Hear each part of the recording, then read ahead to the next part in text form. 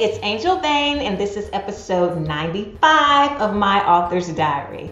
I am an author of crime thrillers for women, and every week I take you through the ups and downs that I go through as I try to write and publish new books. So if you haven't followed me or subscribed yet, go ahead and take a moment and do that right now. Can you believe we're already 25% of the way through 2021 already? The first quarter is over, and in my day job, while I work with my teams to kind of help the company produce the quarterly financial statements, I thought, you know what? This is a good thing to apply to my author side hustle, and to do a look back at the first quarter compared to my novel writing plan to see what my goals were and what I actually did, and then also start to analyze a little bit of the writing, the tracking that I've been doing around my writing progress, and see what I can learn from the tracking that I've done for the first 3 months, because I have been diligent, y'all. I have been tracking. Each day I write down if I did something, what it was related to, and if I didn't do something, I kind of wrote that down too, so I could keep track of, okay, how many idle, novel writing type days did I have in the 3-month time period. So I'm going to take you through my Q1 writing update right now. Ha! And here it is. My Q1 2021 writing update, my goals versus my actual progress. First up, let's look at what my goals were for the first quarter of 2021. Focusing on first the unexpected heroes. So I had planned to finish writing the book 100%. That first was not really a first draft, but kind of the ready for somebody else's eyeballs type of draft. So get that 100% done, get the editor's review done, revise based off of the editor's comments, then sit down with my editor and do what we call our read aloud editing, and then send it off to the beta readers and proofreaders and get their comments back. So that's everything that I thought I would get done in the first 3 months of 2021. Now let's see what I actually did. Oh, boom. Okay. So I did finish writing it. The things that are in green are the extra things that I did in Q1 that I didn't plan on doing. So as you can see, after I wrote the 100% of the book, I actually took some time to do some self-editing myself before I sent it off to the editor, because there were some things that I noticed needed to be tied up with it was some revisions and tweaks to the plot towards the last part of the book that I needed to kind of flesh out and then rewrite some things.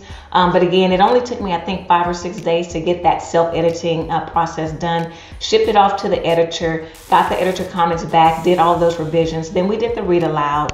Then I sent it to the beta readers and the proofreaders. Then I got their comments back, and guess what? In Q1, I managed to revise the book for all of those comments from the beta reader and the proofreaders, and get the final formatting done, and publish the book. Well, it's on pre-order, but at least put the published files out there on Amazon so that it's ready for the pre-order for the actual go live date on Amazon, which is April 13th. Go out there and buy the book if you haven't done so already, but you kind of have needed to have read the first 3 books for it to make sense. So if you haven't done that, then I guess, go out there and buy The Accidental Hero and get started reading the series today. So I finished the entire work for The Unexpected Hero 3 weeks in advance from what I had planned on my novel writing schedule. So in my mind, that means I get an A+. Oh yeah, because she did that. She did that, y'all. Okay, so what else was on my novel writing plan for the first quarter? It was the Holiday Hips book. So for the Holiday Hips book, I was planning to write a novella that should have been no more than 30,000 words. And I gave myself 1 week to plot and outline the novella, and then 1 week to write the first 50%. Because I mean, it's only 15,000 words. And so generally, if I just really crank hard, I can get 15,000 words written in 1 week. And so that's kind of what the goal was, to do that, just those 2 pieces in between doing all the stuff that was related to The Unexpected Hero, which was basically taking up the predominant amount of time on my novel writing plan for the first quarter. So let's see what happened here. So what did I actually complete? So this one's, it has a little story to it, right? So the first modification that I made was that I realized that, as I started doing my dream zoning and the plotting and stuff, this is going to be way bigger than a novella, but I don't want it to be as big as the Full Hero in Paradise series books. And so I settled on it being a 60,000 word novel instead. So I made that modification. Then it got a new working title, The Christmas Hero. So what I did manage to get done is I finished plotting and outlining the book. I outlined and plotted for a 60,000 word novel, which means I didn't get any writing done in the first quarter because of all of these different changes that I made to what I plan to do with the story. However, as I'm looking forward to the second quarter and what I really think I could get done, I do think that I can stay on track and still get the book published at the same time that I had planned to publish the novella. And so I am still on target from what I can tell right now, knock on wood, 2 days in, 3 days in. I'm still on target to be completed. Writing that first draft is ready for somebody else's eyeballs type of stage by May 2nd, which is what I have in my novel writing plan. So for this one, I'm giving myself an A- because I did a lot. I actually did finish plotting and outlining the novel. I didn't get started writing, but I am still projected to be on track for the ultimate plan was to be done with that draft on May 2nd. So I think that gives me an A-. So those were the two big writing projects that I had for the first quarter of 2021. And I think I did really, really, really good. So I'm really proud of myself for accomplishing that, especially considering the fact that I went through winter storm and I have a rental property that is still like in the midst of being fixed right now, dealing with contractors and all that kind of stuff that basically had to be gutted and re-put back together because of the stupid winter storm and all the pipes bursting and all that crap. So to be able to stay focused and get this stuff done with all of that chaos going on, I feel really proud of myself. And I know that the thing that I've noticed is that writing becomes kind of like the escape for me. And so sticking to my writing plan gets me away from the stress of my daily life, the reality life, and I can go and just say, you know what, I'm just going to deal with my writing world right now, and I'm going to leave Calgon. I'm going to take all that stress away and go into writing zone and just live in that world for a little bit. And so it's a good escape for me. So the next thing I want to do is analyze what I could learn from my daily writing trackers that I've been doing. I keep it up in my bullet journal, so it is a handwritten type deal, but I did try to summarize the stuff here. So the first thing I want to look at is, how did I spend my time? What type of work did I focus on for the first quarter? And as you can see, the writing, plotting, and revisions took up the bulk of the time that I was actually, for the days that I was actually doing some type of writing, some type of work towards my novel writing plan. You will see on there that I have 9%. So 9% of the days in the first quarter, I did nothing. I didn't do anything related to writing these novels, right? So that's something that I don't think I factored into my novel writing plan, but going forward, I do need to start factoring into, okay, every month you need to take about 2 or 3 or 4 days off. And I need to go ahead and bake that in the plan. Instead of feeling like, oh, I got to try to catch up because I didn't do anything on these days, right? So I think, you know, when I start building out the novel writing plan or making adjustments to my novel writing plan, that I will make sure that I'm baking in those days off so that I can more accurately reflect when I think things will actually be completed. And so the thing that I learned here from looking at this pie chart is that it really showed me when I look at the plotting and the dream zoning, that's my plotting time. And so my projection way at the beginning when I made my bullet journal for the year, starting way back in January, I kind of made this table, and I guess I can show it to you guys. So I made that table.